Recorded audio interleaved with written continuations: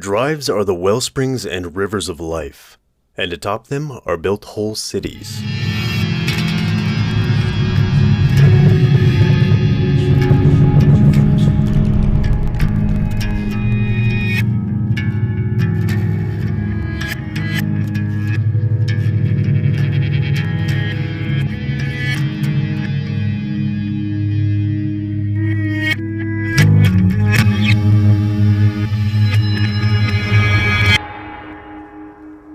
Anyone who considers the basic drives of man will find that all of them have done philosophy at some time, and that every one of them would like only too well to represent itself as the ultimate purpose of existence and the legitimate master of all other drives. For every drive wants to be master and attempts to philosophize in that spirit. Friedrich Nietzsche. Apollo, Aphrodite, and so forth represent the personalities and regimes that are trying to come into being. Not simply in one brain at a time, but stretching across all brains throughout history. Neurons activate and deactivate other neurons, form alliances and hierarchies, and they're not limited to doing this within a single skull, but will also use muscles to manipulate light and sound into forms coded to infiltrate neurons in other skulls.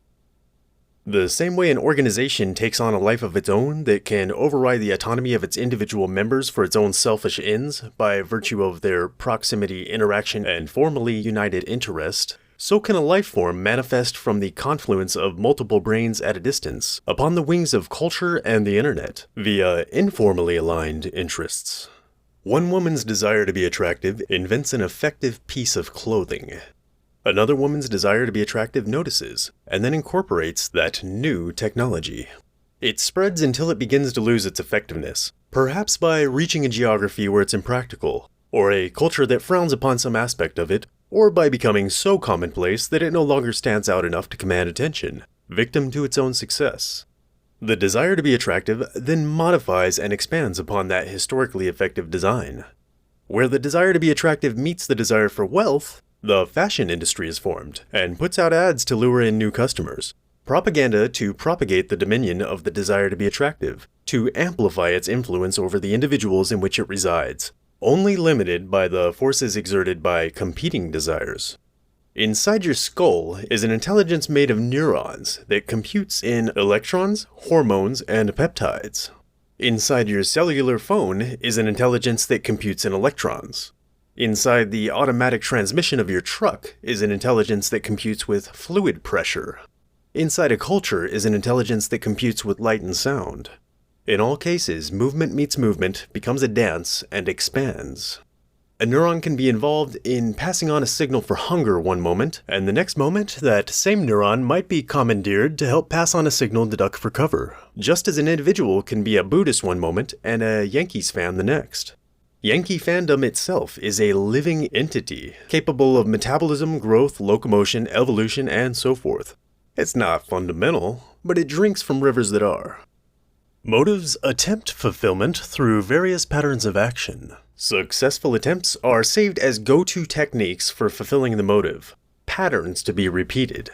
To increase the leverage of the technique, or to perform multiples of it in parallel, techniques are outsourced to form technology, and technologies are combined to form machines, increasingly automated fulfillment of motives. The motives thus gradually manifest outside the mind as autonomous entities. Individuals have drives. Drives invent desires. Desires invent trends. Trends invent markets.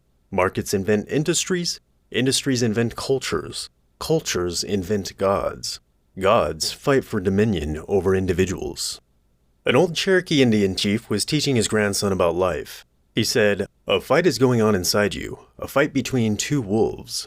The dark one is evil. He has anger, envy, sorrow, regret, greed, arrogance, self-pity, guilt, resentment, inferiority, lies, false pride, superiority, and ego.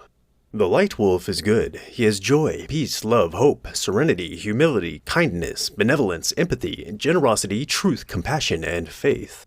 This fight is going on inside you, grandson, and inside of every other person on the face of this earth." The grandson pondered this for a moment and then asked, "Grandfather, which wolf will win?" The old Cherokee smiled and simply said, "The one you feed." Everything ultimately has its use, so I wouldn't subscribe to that exact list of good and bad, but the point he's making is absolutely correct. Neural pathways are reinforced every time they fire, and wither away when you starve them through neglect. Most of your personality isn't hard-coded. Motives, goals, desires need only be tangentially related to drives. Thus, the gods that exist are not necessarily fundamental, but most of them are highly probable. Environmental and agentic contexts that persist throughout history will generate similar, even identical forms. Fluid environments tend to give rise to fins and wings, but not always. Gravity and solid ground tend to produce legs, but not always. And tribal environments give rise to Mars, Ares, Tyr, Northrop Grumman, and Raytheon. But sometimes tribes just get along and trade food, too. There's also wiggle room in the other direction. Gods and themes and trends can be brought about arbitrarily, without any pre-existing organic momentum in that direction. Santa Claus and Christmas wouldn't be such a big deal if not for the whim of a Coca-Cola advertising executive. Yet here we are, paying tribute, buying cards to send our relatives, feeding Santa's big fat belly. The patterns persist insofar as we participate in them. If you believe something's real, then it's at least true enough to influence your behavior, and is manifest as a reality to the extent that you act in response to it. There is a physical reality beyond the mind, that in fact generates minds. And then there is imagination, which is generated by the mind, to modify the physical reality in its service. And sometimes that modification overgrows so as to contradict its original purpose. Like the defensive tusks of the Babirusa curving back toward its skull, or like the Greek gods killing the titans that birthed them. Or government agencies blackmailing the members of Congress that fund them, or health institutes developing new viruses. But the potential for bad is counterbalanced by potential for good. The extreme malleability of neural networks gives you the potential to reprogram yourself with whatever habits you desire. Your personality was assembled over time, but you were the assembler, selecting your goals and methods according to taste, and tastes are subject to change over the lifespan. Old, lingering patterns of behavior are only sustained by your hospitality towards them. New patterns can be adopted from books and friends and seminars, or simply invented by you in your bedroom out of thin air. And you can be as loyal to them as religious fanatics are to their gods, or as perpetual victims are to their PTSD. You don't need to wait for some disaster to result from your trajectory in order to catalyze a change, or to justify it to your family. You don't need to reach a special number on the calendar to make a resolution. You can simply stop everything, state your intended destination, and adjust course. You can plant a flag right where you stand and declare a new holiday. How much of your day is clutter and detour, and how much is progress? That's up to you.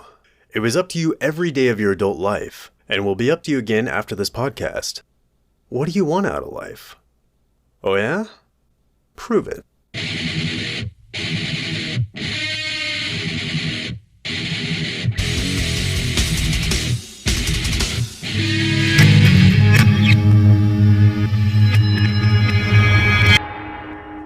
Hey guys, quick note before I go. I know some of these podcast topics are a little goofy, so if you like the way I think, but you really want to take advantage of the best of what my brain has to offer, look up my books on Amazon or Audible. My first book, Augmenting Willpower, is a field manual for human psychology that emphasizes personal accountability, while my second book, An Idea is Not a Product, is a guide for building routines and systems that force you to put your money where your mouth is. Both titles are available in all formats, so you can listen to the audio on the go, easily search topics by keyword in the ebook, and the paperback fits right in your pocket.